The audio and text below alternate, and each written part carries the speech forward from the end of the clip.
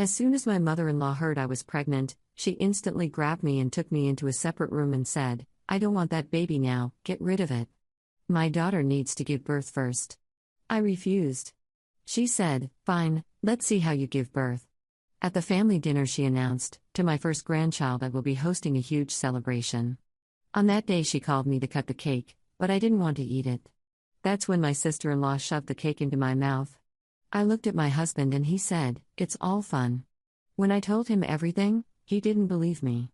Later I collapsed, and when I woke up, my sister-in-law cornered me and pushed me down the stairs. That's when my mother-in-law shouted, "If something happens to my husband's baby, you're out of the house, clumsy woman." When the doctor gave me the terrible news, I decided to get revenge on everyone. My name is Jessica, and this is the story of how my husband's family destroyed my life, and how I made sure they paid for every single thing they did to me. It started 3 years ago when I married Michael Thompson. I was 26, fresh out of nursing school, and completely head over heels in love. Michael seemed perfect, charming, successful in his accounting firm, and from what I thought was a close-knit family. His mother, Patricia Thompson, was a real estate agent who commanded respect in their small Connecticut town. His sister, Amanda, was 2 years younger than Michael and worked as a marketing coordinator at a local company. The red flags should have been obvious from the beginning, but love makes you blind to a lot of things. Patricia always had this way of making subtle digs about my background. I came from a working-class family in Ohio, while the Thompsons considered themselves upper-middle-class Connecticut royalty. Amanda would smile sweetly to my face but somehow always managed to make me feel like an outsider at family gatherings. But I loved Michael, and I thought his family would warm up to me eventually. I was wrong. The real nightmare began 18 months after our wedding. Michael and I had been trying for a baby for about 6 months when I finally saw those 2 pink lines on the pregnancy test. I was over the moon. We'd talked about starting a family, and I thought this would be the perfect way to truly become part of the Thompson clan. I was 12 weeks along when we decided to announce it at Sunday dinner, a weekly tradition at Patricia's house that I'd grown to dread but endured for Michael's sake. I remember wearing my favorite blue dress, the one that still fit comfortably, and feeling genuinely excited for the first time in months about seeing his family. We'd barely finished grace when Michael stood up, grinning from ear to ear. "Mom, Amanda, we have some exciting news. Jessica's pregnant. You're going to be a grandmother and an aunt." The silence that followed was deafening. Patricia's fork clattered against her china plate, and Amanda's face went completely white. I felt my stomach drop, but I tried to keep smiling. "How far along?" Patricia asked, her voice tight. 12 weeks, I answered, reaching for Michael's hand. "The doctor says everything looks perfect." That's when Amanda burst into tears and ran from the dining room. Michael looked confused, but Patricia's expression was pure ice. "Michael, could you go check on your sister?" Patricia said, never taking her eyes off me. "Jessica and I need to have a little chat." The moment Michael left the room, Patricia grabbed my wrist, hard enough to leave marks, and dragged me into her study. She shut the door and turned on me like a woman possessed. "I don't want that baby now," she hissed, getting right in my face.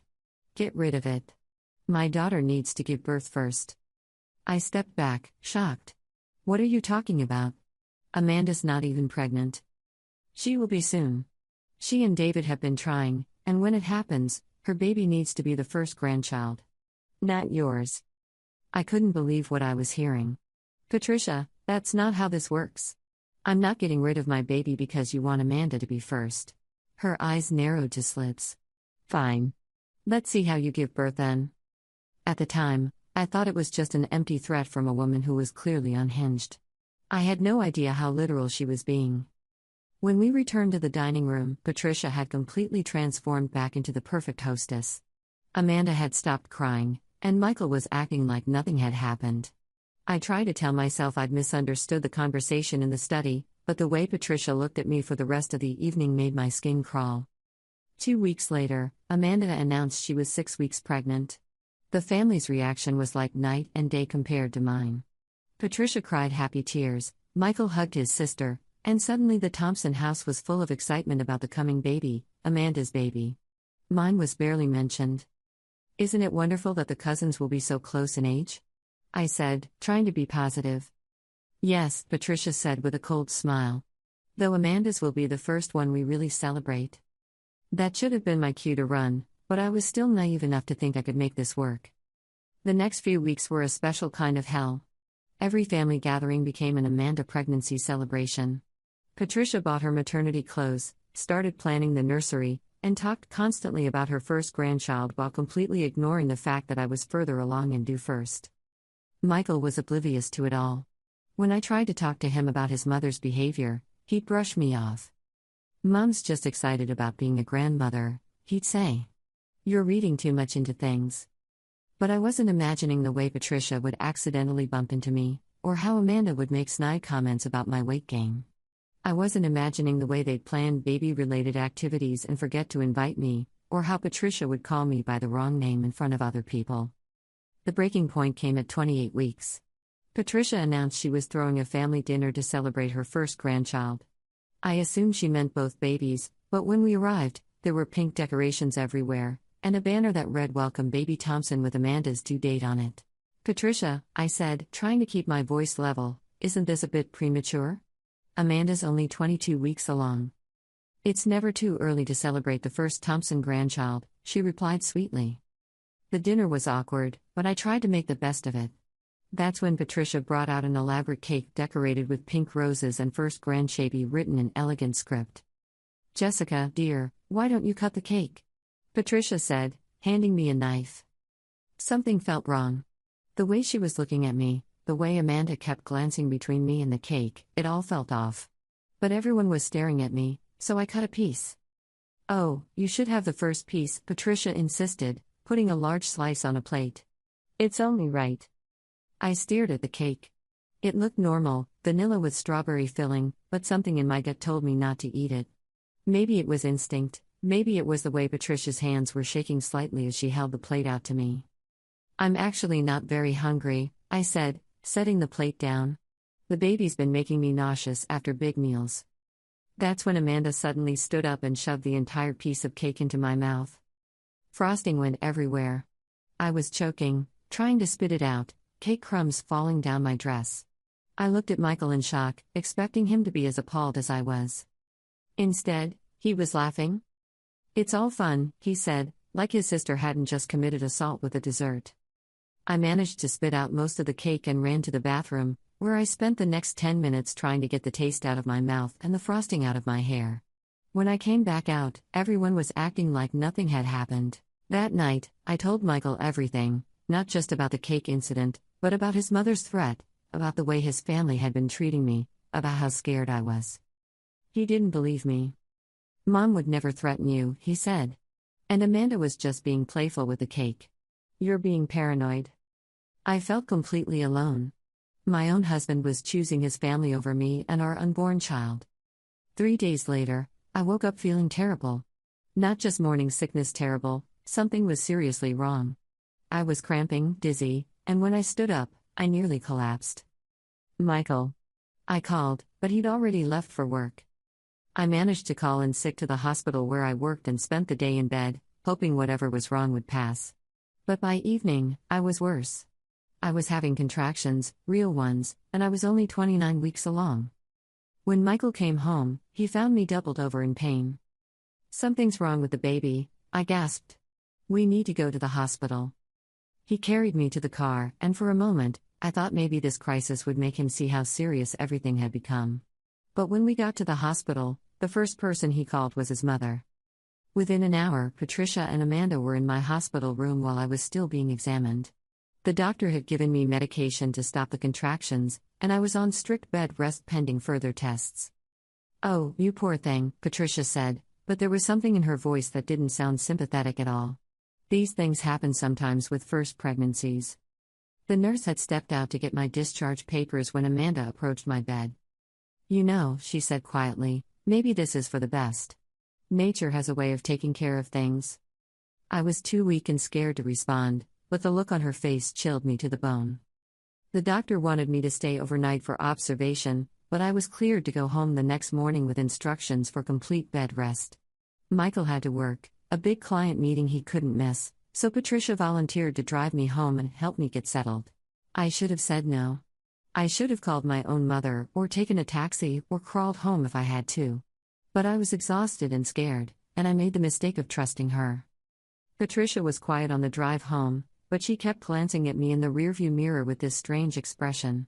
When we got to the house, she helped me up the front steps and into the living room. That's when Amanda appeared at the top of the staircase. "How are you feeling, Jessica?" she asked, starting to come down the stairs. "Better," I said, though I was still shaky. "The doctor said bed rest should help." "That's good," Amanda said, but she was moving toward me in a way that made me nervous. We wouldn't want anything to happen to the baby.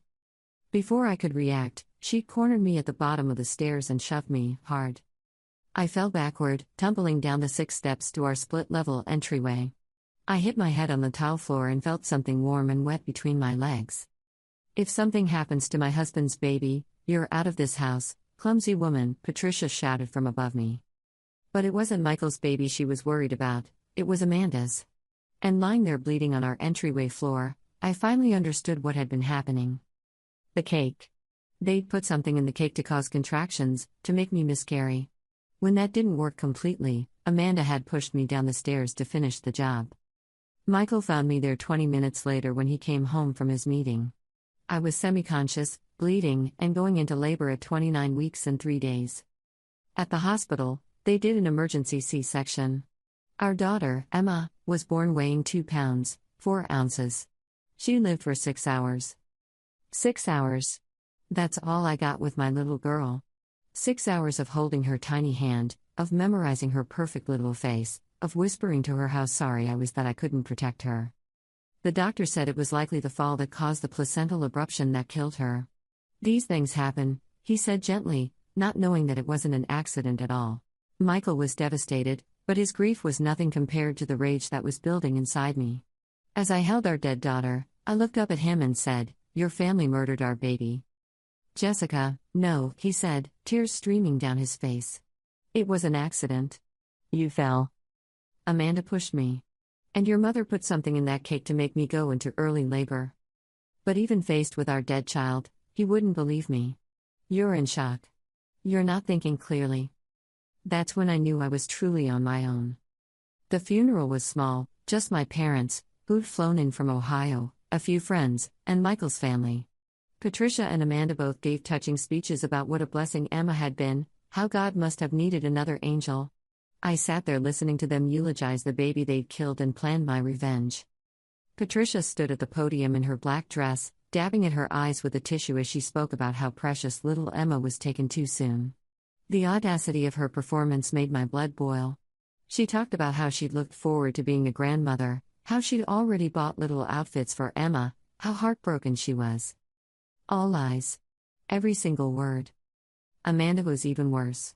She got up there and talked about how excited she'd been to have her baby grow up with a cousin, how she'd planned playdates and joint birthday parties. She said Emma would always hold a special place in her heart as the cousin who would have been. I wanted to scream. I wanted to stand up and tell everyone the truth, that these women had murdered my daughter in cold blood. But I sat there in silence, Michael's hand in mine, and let them perform their grief show while I planned their destruction. After the service, people came up to offer condolences. Patricia made sure to position herself near me, accepting sympathy as the grieving grandmother while making subtle digs. "Jessica's been so brave through all this," she told our neighbor, Mrs. Henderson. "Of course, if she'd been more careful, maybe little Emma would still be with us. But these things happen with first pregnancies. Even at my daughter's funeral, she was blaming me." That night, I couldn't sleep. Michael was finally resting, the first real sleep he'd gotten since Emma died, but I lay awake staring at the ceiling, thinking about everything that had led to this moment.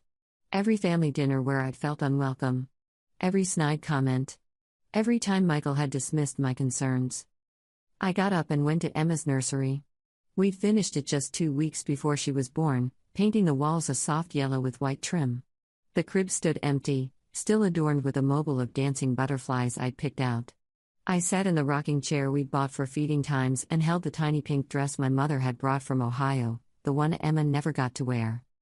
That's when it hit me, they thought they'd won. Patricia and Amanda believed they'd eliminated the competition and could now focus on Amanda's next pregnancy without any interference. They probably thought I'd be too grief-stricken to ever figure out what they'd done. They were wrong. 2 weeks after Emma's funeral, Amanda miscarried. It was natural, no intervention from me, but the irony wasn't lost on anyone. Patricia was inconsolable. The difference in how she reacted to losing Amanda's baby versus Emma was stark and telling. I was at the grocery store when I got the call from Michael. Amanda lost the baby, he said, his voice heavy. Mom's beside herself. When I got home, Patricia was in our living room, sobbing uncontrollably into Michael's shoulder. Amanda sat curled up on our couch, looking smaller than I'd ever seen her. This is all wrong, Patricia wailed. This wasn't supposed to happen. Not to Amanda. Not to my first grandchild. I stood in the doorway watching this performance, and something cold settled in my chest. Her first grandchild. Emma had been born first, had lived and died first, but in Patricia's mind, Amanda's baby would always have been the first one that mattered. I don't understand why God would do this to us, Amanda whispered. We were so careful. I did everything right. Everything right. Like I hadn't. Like Emma's death was somehow my fault for not being careful enough, while Amanda's miscarriage was a cosmic injustice. Over the following days, I watched how the family rallied around Amanda's loss. Patricia took time off work to stay with her daughter. Michael's aunts and uncles sent flowers and cards. There were casseroles delivered to Amanda and David's house, offers to help with anything they needed. When Emma died, I'd gotten a few sympathy cards and a single plant from Patricia's real estate office. The disparity was so obvious, so painful, that even Michael started to notice. It seems like everyone's more upset about Amanda's miscarriage than they were about Emma, he said one evening, watching his mother fuss over Amanda during yet another family dinner I'd been dragged to. That's because they are, I replied. That's not fair to say, Jess. Everyone was devastated about Emma. Were they? Because I remember your mother blaming me for being clumsy. I remember Amanda talking about how these things happen with first pregnancies. But now that it's happened to Amanda, suddenly it's a tragedy that requires the whole family to drop everything and provide round-the-clock support. Michael was quiet for a long time after that. That's when I started planning. The first step was research.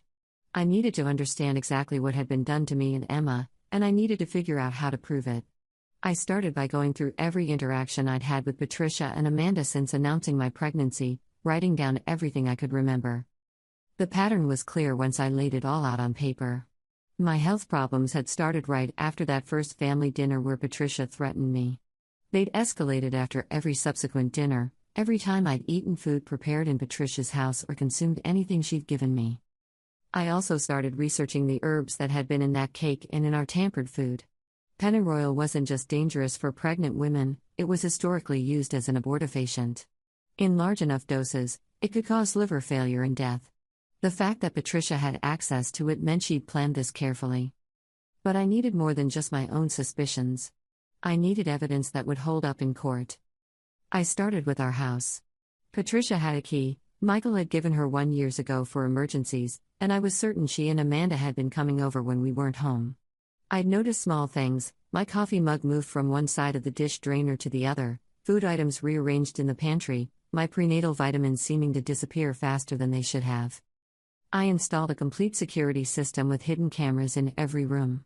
The cameras were small, wireless, and stored footage to a cloud server that only I had access to. I told Michael it was for our protection after the break-ins that had been happening in our neighborhood, which was true, though those weren't the break-ins I was most concerned about. I also started documenting everything medically. I requested copies of all my medical records from my pregnancy, including blood work, ultrasound reports, and the emergency room visit records from the night I'd gone into early labor. I wanted a complete picture of how my health had declined and when. The toxicology screening they'd done after Emma's birth showed traces of several compounds that shouldn't have been in my system, but the doctors had attributed them to stress and medication interactions.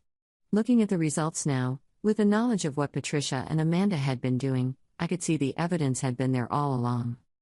While I was building my case, life went on in the most surreal way possible. We still had weekly family dinners. I still had to sit at Patricia's table and eat her food, knowing she'd try to poison me, while she played the loving grandmother who'd lost 2 grandchildren. But now I was prepared. I started bringing my own food, claiming I was on a special diet to help with my grief and recovery. When Patricia insisted I try something she'd made, I'd take a bite and compliment her on it, then discreetly spit it into my napkin when no one was looking. I also started recording conversations. Connecticut is a one-party consent state, which meant I could legally record any conversation I was part of without telling the other participants. I bought a small digital recorder that looked like a pen and carried it everywhere. It was during one of these dinners, about a month after I'd started my investigation, that I got the break I needed. Patricia had been drinking wine, more than usual, and she was getting sloppy. Amanda was there with David, and they were talking about trying to get pregnant again. I just don't understand what went wrong, Amanda said, her hand on her still flat stomach. Everything was perfect. These things happen, sweetheart, Patricia said, her words slightly slurred. At least you know you can get pregnant. That's more than some people can say. She shot a meaningful look in my direction. Mom, Michael warned, but Patricia wasn't done. I mean, some people's bodies just aren't made for carrying babies, she continued. Look at Jessica. She couldn't even carry Emma to term, and that was with all the help I tried to give her. Help. She called poisoning me help. What kind of help? I asked innocently, my pen recorder capturing every word.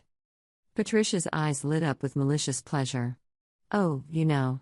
All those special teas I made for you. The herbs I added to your food to help with morning sickness and strengthen your system. I researched natural pregnancy remedies for months to help you have a healthy baby. That was so thoughtful of you, I said, my heart racing. What kinds of herbs did you use? Pennyroyal for morning sickness, blue cohosh for uterine health, tansy for digestion, she rattled off proudly. All natural, all safe. Well, mostly safe.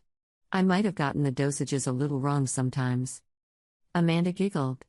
Mom, remember when you put so much pennyroyal in that cake that Jessica almost threw up just from the smell? That wasn't the pennyroyal, Patricia said, grinning. That was her weak stomach. Good thing Amanda helped her eat it anyway, or it would have been such a waste. They were confessing. Right there at the dinner table, with my recorder running, they were confessing to deliberately feeding me herbs that could cause miscarriage. I had no idea you were doing all that, Michael said, looking uncomfortable. Maybe you should have asked Jessica's doctor first. Doctors don't know anything about natural remedies, Patricia scoffed.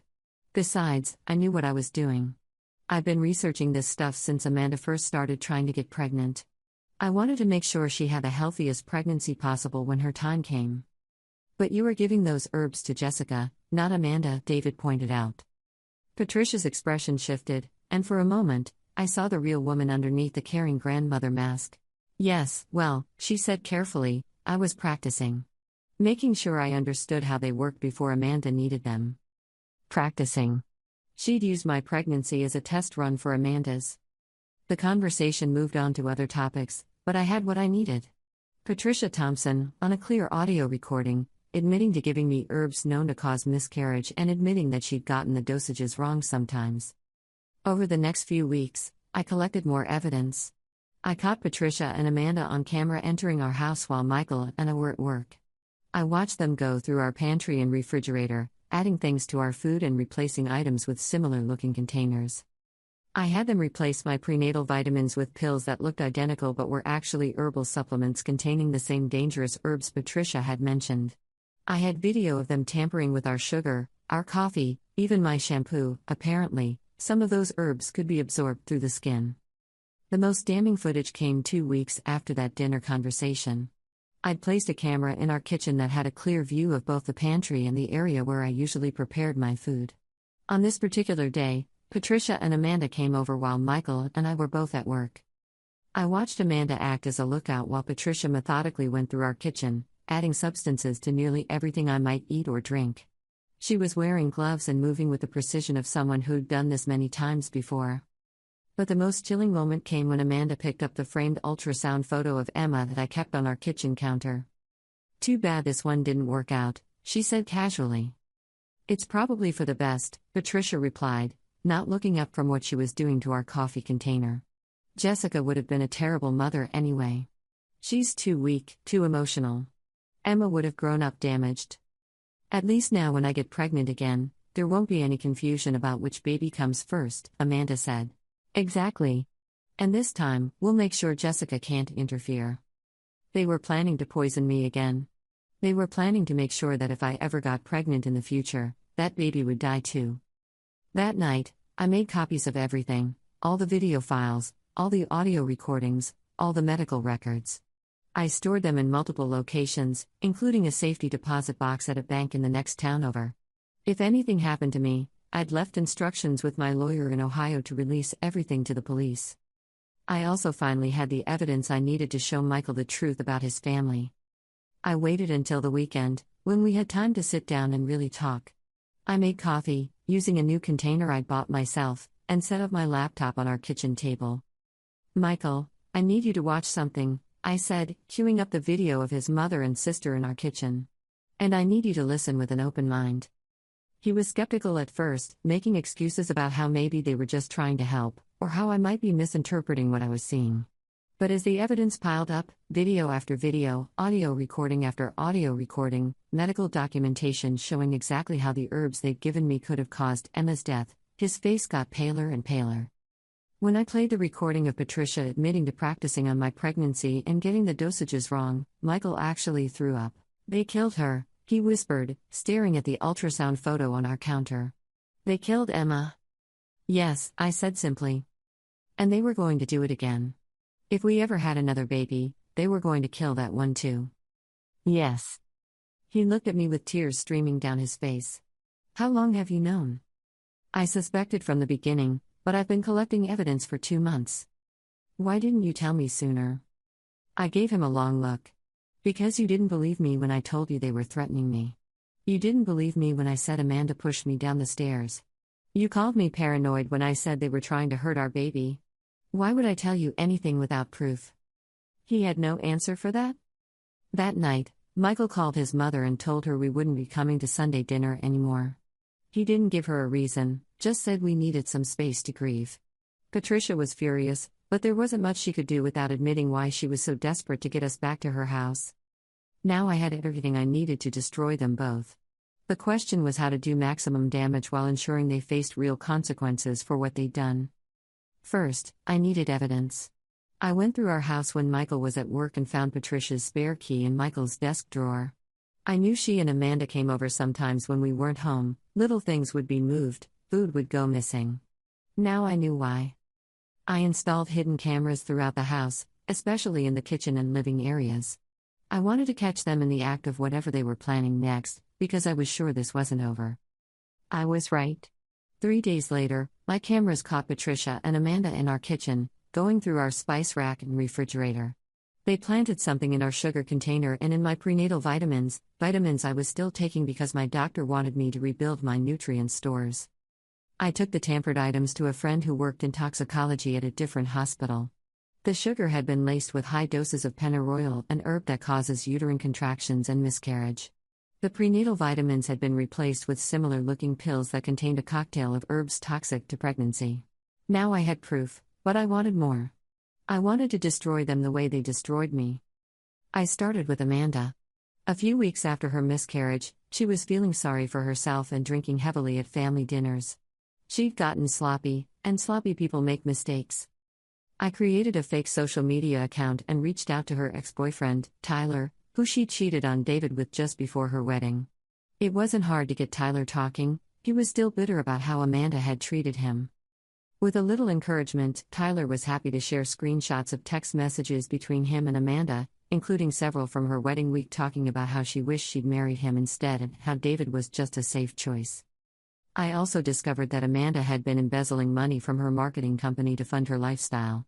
She was bad at covering her tracks, and with my background in healthcare administration, it wasn't hard to trace the financial irregularities in the company's petty cash accounts.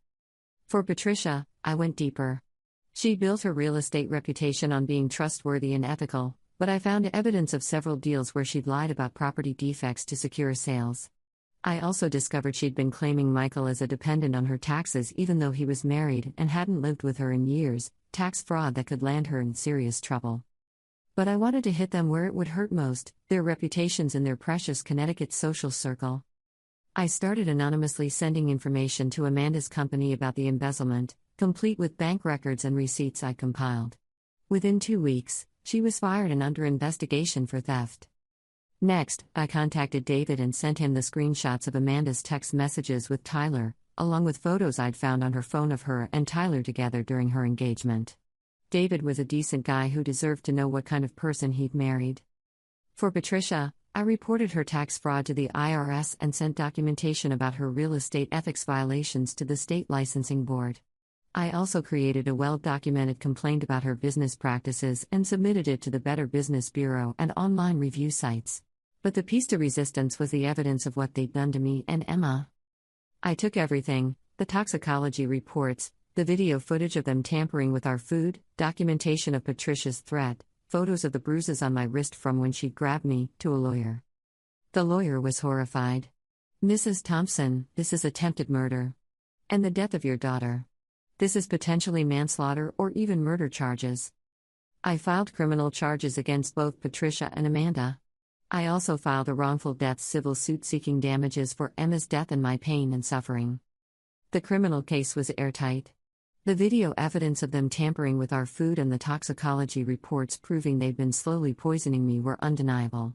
Patricia's threat about "let's see how you give birth" took on a sinister new meaning when combined with the evidence that they'd been trying to cause a miscarriage. Amanda was charged with assault and battery for pushing me down the stairs, and both she and Patricia were charged with attempted murder for the poisoning. The prosecutor also filed manslaughter charges related to Emma's death. The scandal rocked their small Connecticut community. The local newspaper picked up the story: local real estate agent charged in death of granddaughter. Patricia's real estate license was suspended pending the outcome of the criminal case. Amanda lost her job and her marriage. David divorced her and got a restraining order after he realized she'd been capable of murdering her own unborn niece. Michael finally believed me when he saw the video footage. He watched his mother and sister in our kitchen, deliberately contaminating our food with substances that could kill me and our baby, and he broke down completely. "I'm so sorry," he sobbed. "I should have listened to you. I should have protected you." But it was too late for apologies. He'd chosen his family over me even when our daughter's life was at stake. I couldn't forgive that, and I couldn't stay married to someone who'd enabled my daughter's murderers. I filed for divorce while Patricia and Amanda awaited trial. The criminal trial lasted 3 weeks. The video evidence was damning, and my medical records showed a clear pattern of escalating health problems that coincided with family dinners at Patricia's house. The toxicology expert testified that the levels of pennyroyal and other herbs in our food could absolutely cause the complications that led to Emma's death. Patricia took a plea deal, 15 years for manslaughter and attempted murder. Amanda was sentenced to 12 years after being convicted on all charges. David testified against Amanda, revealing that she'd bragged to him about taking care of the competition for her mother's affections. The civil suit was settled out of court. Patricia's insurance and assets, plus Amanda's savings, resulted in a substantial payment that I donated to a foundation supporting families who've lost babies to pregnancy complications. Michael testified on my behalf in both the criminal and civil cases. He finally saw his family for what they really were, but our marriage couldn't survive the betrayal. Our divorce was finalized 6 months after the criminal trial ended. Today, 3 years later, I live in Oregon with my new husband, James, who's a paramedic I met when I moved here to start over. We have a 2-year-old son, Connor, and I'm pregnant again, this time with a family that loves and protects me. Patricia is still in prison and will be for another 11 years. Amanda got out early for good behavior but has to live with the fact that everyone in her hometown knows she murdered her own niece. She lost everything: her marriage, her career, her reputation, her freedom. She now works at a gas station in a different state and lives in a studio apartment, completely cut off from the social world she once cared so much about. Michael remarried last year to a woman who, according to mutual friends, looks remarkably like me. He sends me a card every year on Emma's birthday with an apology and an update on how he's doing in therapy. I don't respond, but I don't throw them away either. Sometimes people ask me if I feel guilty about destroying Patricia and Amanda's lives so completely. The answer is no. They murdered my daughter out of petty jealousy and spite. They poisoned me for months, tried to make me miscarry, and when that didn't work, they physically attacked me to ensure my baby would die. Everything that happened to them afterward was justice, not revenge. They destroyed themselves the moment they decided that Amanda's potential future child was more important than my actual living daughter. Emma would have been 4 years old now. I think about her every day, what she would have looked like, what her first words would have been, how she would have gotten along with her little brother. Patricia and Amanda took all of that away from me, and they deserved everything they got in return. The only regret I have is that it took me so long to see what was happening. If I'd been smarter, more suspicious, more willing to trust my instincts instead of trying to keep the peace, maybe Emma would still be alive. But I can't change the past. All I can do is make sure that Patricia and Amanda live with the consequences of their actions for the rest of their lives, just like I have to live with the loss of my daughter for the rest of mine. Justice isn't always swift, but when it comes, it's complete.